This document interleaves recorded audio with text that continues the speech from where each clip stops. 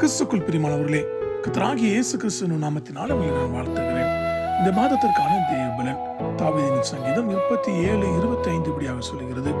நான் இளைஞனாய் இருந்தேன், முதிர் வயதுள்ளனும் ஆனேன்.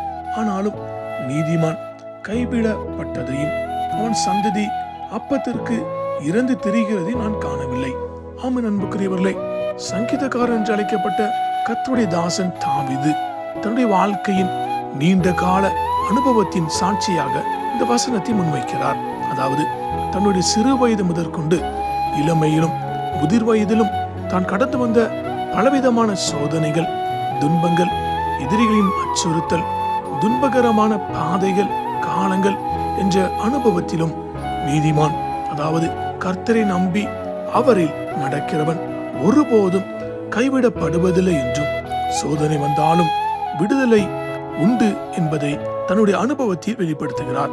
அது மாத்திரமல்ல, தேவனின் நம்பினவரை மட்டுமல்ல, அவருடைய குடும்பத்தையும் முழு சந்ததியையும் பாதுகாக்கிறார், தேவைகளை சந்தித்து ஆசீர்வதிக்கிறார் என்பதாக வேதம் சொல்கிறது.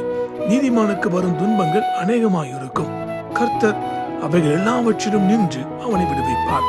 ஆமென். பிரியமானவர்களே, நாம் அநேகருக்கு தோன்றுகிற கேள்வி, நான் நீதிமானாய் மாற்றப்பட்டு இருக்கிறேன், நீதிமானாய் வாழ்கிறேன், ஆனாலும் ஏன் இத்தனை துன்பங்கள் என்று எண்ணிக்கொண்டிருக்கிற உங்களை பார்த்து பரிசுத்த வேதம் உரைக்கிறதாவது, நீதிமானுக்கு துன்பங்கள் இல்லை என்பதல்ல, ஆனாலும் ஒவ்வொரு துன்பத்திலும் விடுதலை உண்டு, ரட்சிப்பு உண்டு, மீட்பு உண்டு.